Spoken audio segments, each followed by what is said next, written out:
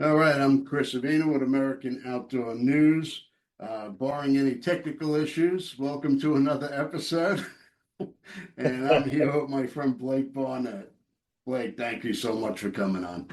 Man, Chris, this is it's my pleasure. Been looking forward to doing this for some time, and on the road last week at some trade shows for the spring. I was really excited to receive your message and ask me to be a part of this today. So thank you so much for having me on today. Well, I appreciate you taking the time. And like I said, we've known each other a number of years. Yes, sir. Trade shows, rapping, having a couple of drinks here and there. Trail in the Hunter's Moon. Uh, God, you've been involved with that for a long time. Yeah, I have. It's been a blessing. We've been in it so long now. I can't remember what season we're fixing to release. I should be better about that. I think it's season 18 or 19 that we're working on right now. It's had an unbelievable ride. Did not start with me as the front man in the beginning. I was the producer of this series for many, many years from day one. Larry Weissoon, no doubt, was the founder, executive producer in the beginning of this series, and I worked with Larry Weissoon for many of his other previous productions. Had a long career with him, and he's definitely one that's opened up a lot of doors for me. And Trailing the Hunter's Moon. 18, 19 seasons ago, and Chris, you're very familiar with the book that Larry authored called Trailing the Hunter's Moon, Sure. and back when he authored that book, I think still to this day, it's one of the most successful books, won the most awards he's had as far as his writing goes. And it was a book that Larry put out there to basically kind of reintroduce himself, to let the public know that he was an international hunter, even though he was labeled Mr. Whitetail. Oh, yeah. So much of his television work and writing. And, we Larry had been involved with other productions that I was involved with him on. And TV shows often have a lifespan that, you never know how long they're going to go, and then they get shelved. And we kind of had moved through some different, some of those, and got to a little stopping point. We're like, what are we going to do next? What's next? And Yeah. I told Larry, I said, Larry, it's a no-brainer. It's fitting. We've got to do a story about Trailing the Hunter's Moon. Everybody's labeled you as Mr. Whitetail. That's been who you are as far as an industry front man. But there's more to who he was, and with Oh, the book yeah. being so successful, I felt like, as a producer, it was fitting that we go that way. And he didn't bat an eye. He loved the idea, and we instantly received industry support, saying it was a great idea, and that was what kicked it off. And here we are, still rolling with it. And Larry's handed over the series to me about 6 years ago as the front man, and I felt like I had to take on a duty and keep a legacy alive, and one that was his, one that was part of mine because of an idea, and because of being able to be a part of it for so long. To carry it forward has been a true honor. Not been easy, but a Nothing's true easy. honor. Yeah, but a true honor. And so here we are. We're my editor is working fastly right now on post production for the next season to come out this third quarter on the Pursuit channel, and still have a lot of the same great partners involved that were involved in it since day one, 18, 19 seasons ago. Sure. And what's up? You've taken us on some incredible adventures throughout the course of the show. Yeah, Is when Larry and I kicked the show off, we were doing 26 original episodes a year. That's a lot. It is a lot. And that's almost impossible for one front man to do, and so when we received that type of industry sponsorship support, that Larry needed somebody on the front man side to help him. There's just no way, he could do that many. I mean, it sounds great. Let's go do 26 hunts a year. Well, really think about that. Yep. And from an international standpoint, you're never home. You know, you're never home when you're doing 13 episodes a year. So, That's true. we did that for many years, 26 originals until COVID hit. And of course, that changed everybody's place, right, in the world. And we had to slow down our international travels during that time period and take the series from 26 originals back to 13 originals. And during that time, that show's been passed over completely. Larry has stepped down from doing a lot of TV and still focuses very hard on his writing and blogging and making personal appearances and that kind of stuff. But the TV model has shifted a lot, and it's changed. And so, but to carry it on now, still with 13 originals with me as the single front man, it's been an honor to carry it on, carry the legacy on, carry the story on.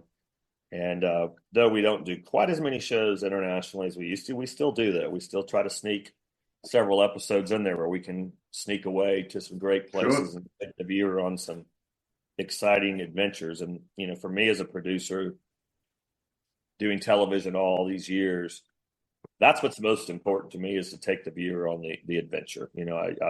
That's something Larry and I always strived for back in those days, was to film these hunts a certain way over the shoulder.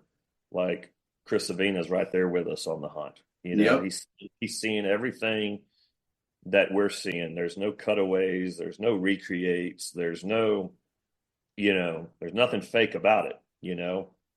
What the camera has captured is what we bring to the viewer.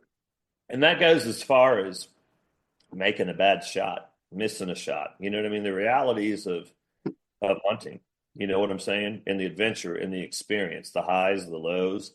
Well, a lot of these shows, nobody ever seems to miss a shot. They must be incredible. Especially the bow hunters. I've never seen so many good bow hunting archers. Yeah, right. I learned to be humble and vulnerable, and it's going to happen, right? We're going to make a bad shot. I've made plenty of bad shots. We're not going to sometimes get what we're going after. Yep. We're going to have bad weather days. We're going to have bad travel days. We're going to, my gosh, that's all part of, the adventure and the experience, especially, if as an international hunter, that's so much about it. That's so much of it, like things don't work smoothly everywhere else in the world like they maybe do here at home. Yeah. And, myself, international travel and international hunting has taught me so much about how to be patient and and I'm not the most patient person in the world, but how to be patient, and learn from other cultures. And I tell you, one thing I take away from so many of my international travels is our news media people get it wrong, because there's so many good people amongst all these cultures across the globe that, some media outlets want to taint as bad people. But I think as hunters, we're a community that all see things very similarly in the same light, no matter what our culture or religion is. You know what I mean? I've sat on the side of mountains in Asia with cultures that we're supposed to not like. You know what I mean? Breaking bread around a campfire, and realizing we all have a common bond, and that is a common bond and love for the outdoors and for our wildlife, and to want to take care of them and to want to take other people on adventures, to share those same experiences. And that to me is what the outdoors, does. It brings people together of all walks of life. Oh, 100%. Is there an adventure or a hunt that stands out? Yeah, I mean, some of my Asian hunts, like in Kyrgyzstan and Azerbaijan, you know what I mean, in the Middle East, places we're not places that, no Not doubt we know there's unrest in, right? But hell, there's unrest right here in our country now in areas, and you know, uh, I was in Azerbaijan hunting Dagestan tur. Um, my outfitter was a Muslim, you know. Uh, my guides that were on the hunt, taking us up the mountains, taking care of us, were all Muslim. And that was during a time, you know, when here on our news media outlets, conservative outlets, whatever you want to call them, all of them, I don't care which one you listen to, uh, painted the Muslim culture and everybody that was a Muslim to be horrible, horrible people.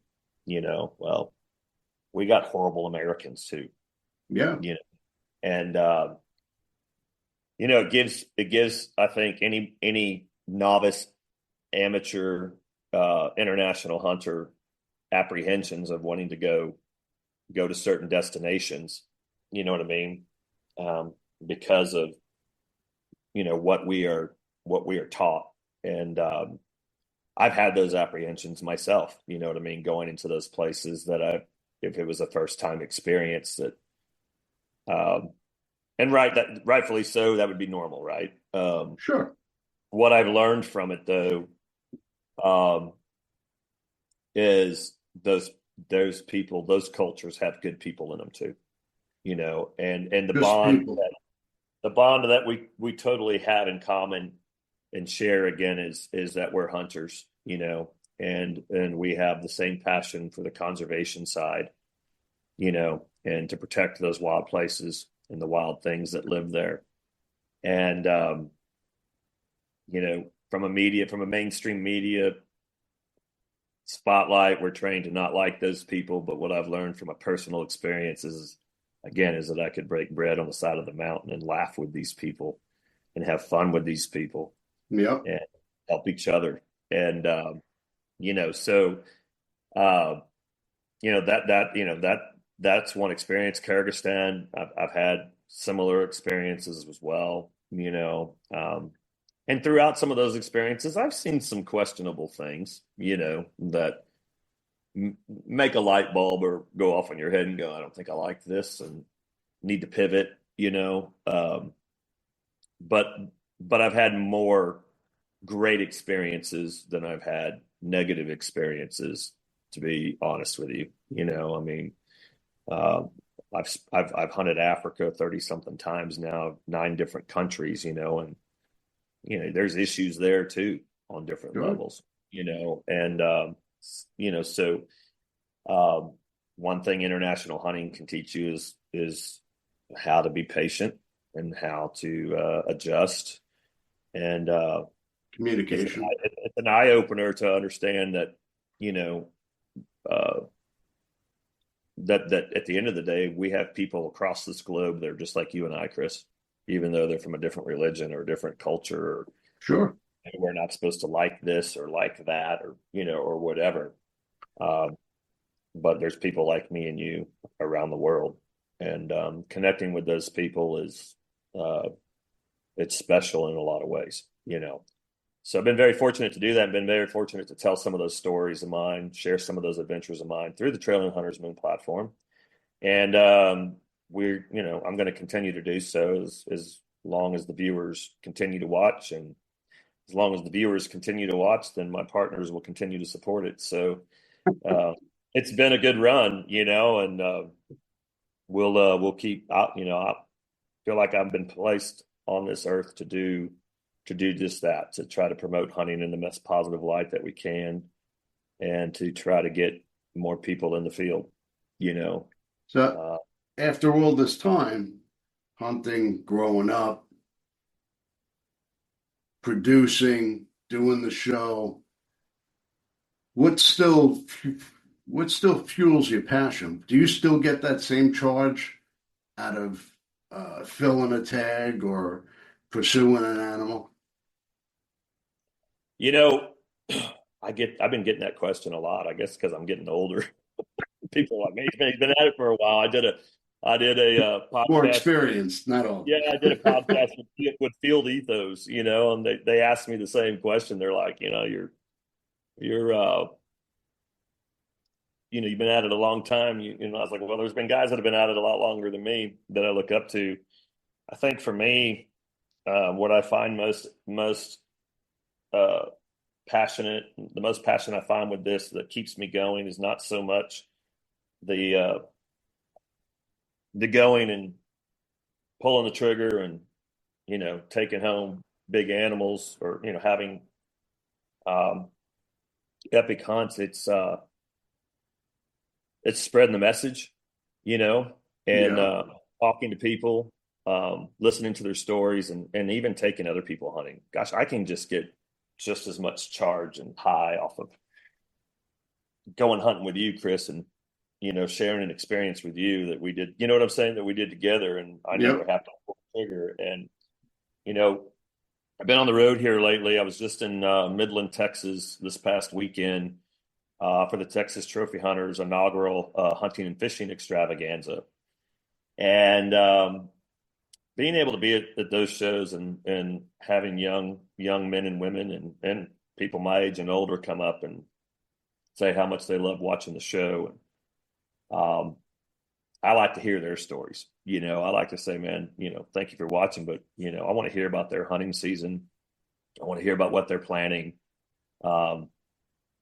I think that's what keeps me fresh.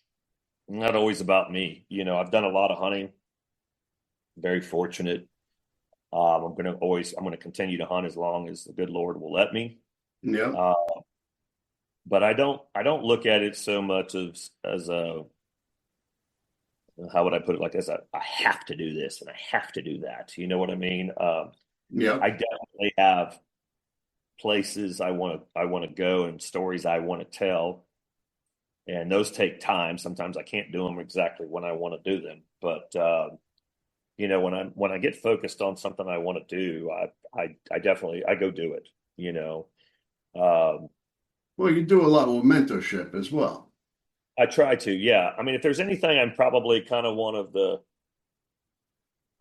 I mean, I am getting older, and I do love to watch wildlife. And I live in Texas, and you know, our deer density down here in Texas is one of the largest in the nation. As far as our white-tailed deer, I probably get made fun of for saying this. I'm kind of getting a little soft around the white-tailed deer because I love to just feed them and watch them grow and watch them mature. You know what I mean? Sure. It's probably the one species I definitely concentrate the hardest on and letting that individual species get to a certain age before I decide to take it and or if I take it at all. You know what I mean? Yep. Minus, what I do take for food in my freezer. You know what I'm saying? Do you That's a cook? that's a little bit different, but you know, I think hunting has gotten a little bit lost over the years in terms of people feeling like they got to go kill the biggest and the best, and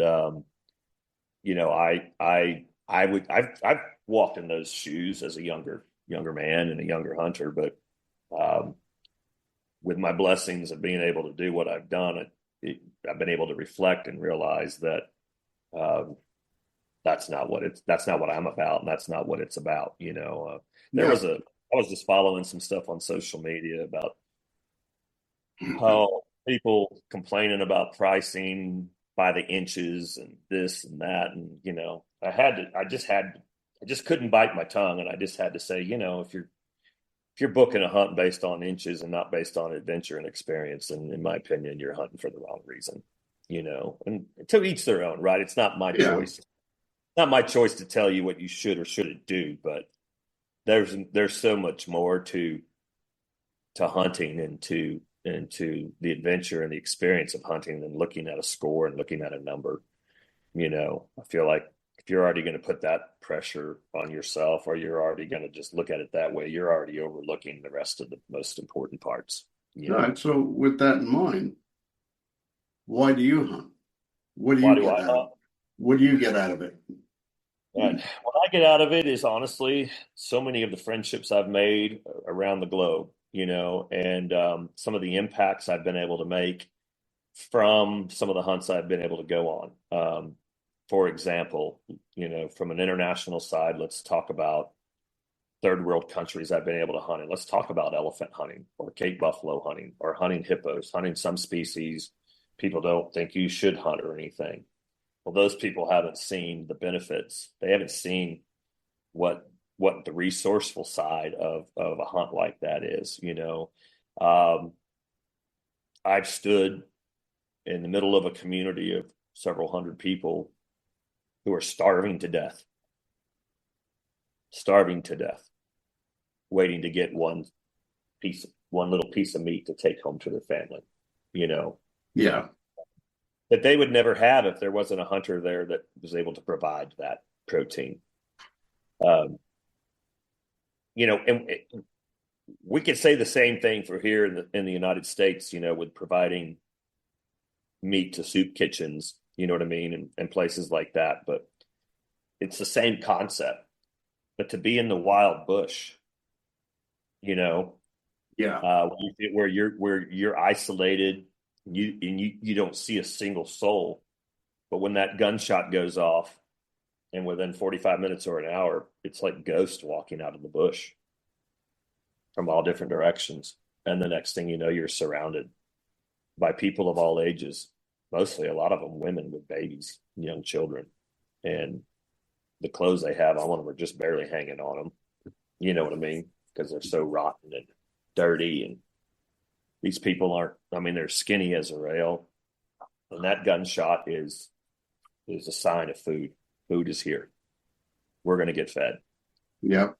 So being around complete starvation, knowing what you can serve a community with, is a big part of why I hunt. Another reason why I hunt is adventure. Like I said, experience, adventure. And I also know that, let's get to the nitty gritty. Truth, logic, and common sense. Our good old buddy Uncle Ted will preach. Yeah. Hunters are the true conservationists. In third world countries, it's the finances that we bring as a resource to these third world countries. As hunters, keep thriving populations. The whole sustainable use model is what keeps thriving populations of wildlife going in third world countries. Where there's no government, nothing there to protect them. And I think that as I get older, that becomes a stronger passion of mine, so that our future can have the same experiences I've gotten to experience and you've gotten to experience. Sure. I hunt to give new people new experiences and chances. I feel like I was born a hunter. I think that each and every one of us, we all, somewhere down the line in our families, we had hunters in our families, because that's how people also had to survive. Hunting's been around forever. Sure. So I feel like it's in our DNA naturally. Some of us carry it on and some of us don't, but sorry, my dog is jumping on me here. All right. For me, that's what it is for me. I don't chase the trophy side of it so much. I chase the experience. I chase the culture, and I want to be able to deliver the message, on why hunting is a vital role in wildlife conservation, and that's why I do it. I think that's why I took it serious. And before I was ever in this line of work, Chris, I was a professional horseman. Of course, I wear a cowboy hat all the time, and Sure. I was born in the saddle. I was, but even that lifestyle is relatable to the hunting community as well. We've got people who raise livestock, cattle, horses, chickens. Doesn't matter what it is. It's got to be sustainable, right? It's got to, the only thing that's going to keep, our farming and agricultural markets going are Sure. people that are going to be out there raising that livestock and raising those crops. You know what I'm saying? And it's an effort. If we don't take care of it, it'll go away. And I see that so much on the hunting side, and so that's a big. I hope I answered that correctly for you, and Oh gave yeah. you. Um, there was a time where I could tell you 20 years ago that it was just all about, and I think our younger generation is lost in this a lot, but it was about going and chasing and killing, you know what I mean, and all of that. Yep. Um, that's great, that's a great place to start your passion. Um, but as it unfolds, and as I grew and as I grow, continue to grow, I see the value and importance of that this heritage has got to survive. It's got to survive in order to make sure our wild places and our wild things survive as well. So with social media the way it is and technology evolving, um, how does Hunter's Moon stay ahead of the curve and deliver that message? Man, it seems like we have that conversation every week. It is so. I don't have, I don't think anybody has that perfect answer for that. You know what I mean? The involvement of, like you just said, technology, all the different ways people can distribute and view um, content, has gotten so convoluted and so saturated. And just so many moving parts now to it compared to, when there used to just only be print, Sure. TV, and radio, you know. Um, I think for me, specifically, I've just tried to stay in one lane. You know what I mean? I always tell people I relate it somewhat to the music industry, um, the television business to the music industry. And I like to use, and he's a Texas local, he's a San Antonio local, but I like to always use George Strait as an example. He's always stayed in his lane, you know, never changed who he was, did it his way. Um, Never let anybody change him. Never let anybody tell him how he should do it, what he should do. And I think there's a lot of truth to that. You know what I mean? Yeah. Well, we have to pivot sometimes, but if you stay true to who you are and you're established and you keep doing what you're doing and you do it the right way, um, people will continue to follow you. And I'm fortunate enough that, yeah, like Trailing Hunter's Moon has had a long enough ride, you know what I mean, Yep. that it had its establishment before we got so lost in all this smoke and mirrors behind all the social media outlets and digital outlets, which I do participate in those. But I've not made it my core, you know, platform, though, I'm having to pivot more and more. You know what I mean? I'm having to um, constantly do a little bit of research and put some things out there. Luckily, though, my linear platform, which is Pursuit Channel, also which is they're phenomenal partners, and they've done a lot to work with producers like me. So they've established, a really great digital platform that they offer to their producers only, and that's putting me out there. So I guess what I'm trying to say is just stay true to myself, and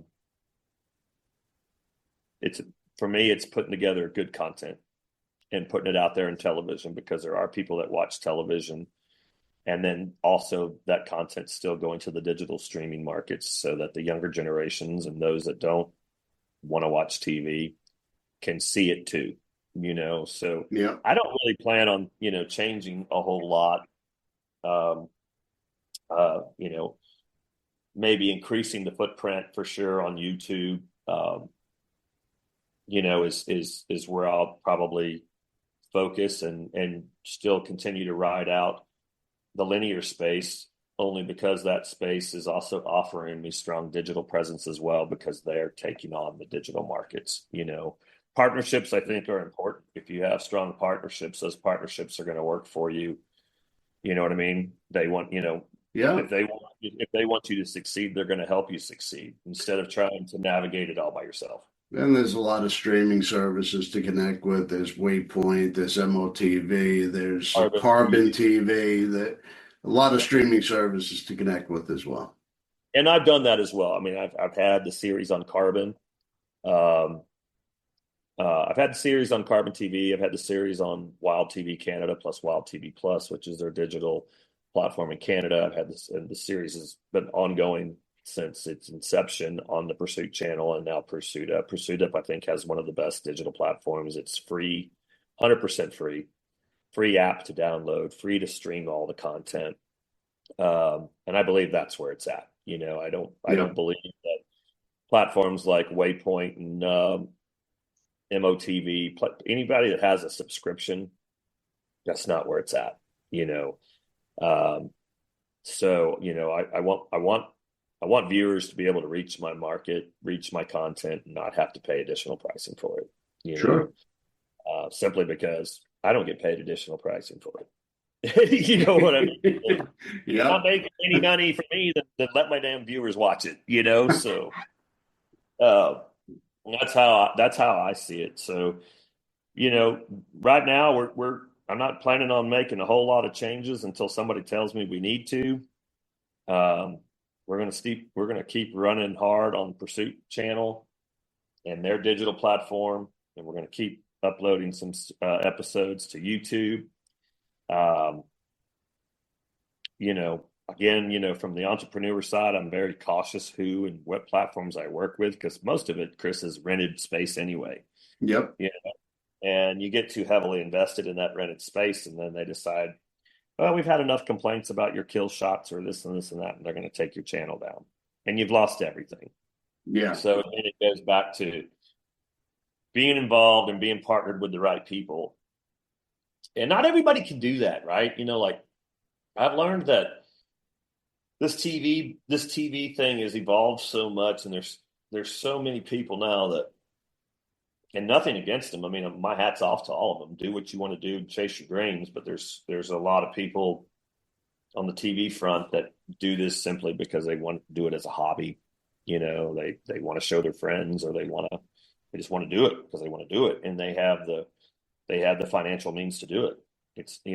And those people are different than people like myself and a few others who directly are funded by the industry, in terms Sure. of sponsorships, and do this as a true PR business. And so, those of us that are in that position, people like me, we look at it very differently. We do have to look at the business side of it. We do have to look at the numbers side of it. And we do have to work and collaborate with our partners and pivot the way they want us to pivot. And but I think that's again, that's why we have longevity, and where you see other shows last 2 or 3 seasons and then they're gone, because Yeah. they're not able to turn it into a lucrative business, or they're just tired of spending the money because it's not cheap. No, So you gotta pay for your hunts, you gotta pay for your producing, and you gotta pay for your airtime. yeah, in your airtime and travel, and all that kind of stuff. So uh, I got to thank all of my partners, that have been with me for so long. Ruger and Marlin and Hornady and Trigicon and Double Nickel Taxidermy, MB Ranch King, you know, uh, Texas Trophy Hunters Association. There's so many people, DSC in the past, no doubt. People that have supported me, but I wouldn't be who I was today and where I'm at today if it wasn't for uh, those great partnerships that I value and have so much respect for, that allow me to do what I love to do. So I mean that is so important, and I think if I could, if any of the younger audience is listening to this and has a passion for creating content in the outdoor spaces, buddy, those relationships are the most important thing in the world. It's not how good you are as a hunter or whatever. You know what I mean? It's truly about relationships. And if you can't you can't or are not willing to maintain that relationship professionally, communicate, be transparent, deliver on time, you know, you're not going to maintain those sponsorships and those That's relations. that's life in general. It's all That's about right. relationships. That's right. And so I strive very hard to keep those relationships close to me and do what I say I'm going to do. And I have some of the best partnerships and the best teams that I get to work with. I mean, I'm be at NRA here in 2 weeks in Atlanta not this weekend, but next weekend, end of April. And certainly look forward to being with all those teams, for a few days in person. Yeah, it's always good. It's always Yeah, good to be around. for But sure. I appreciate your time. Thank you again for talking to us. And Absolutely, Fred. and we look forward to seeing you at the next show. Absolutely. Thank you for having me on, buddy. All right, man. Thanks.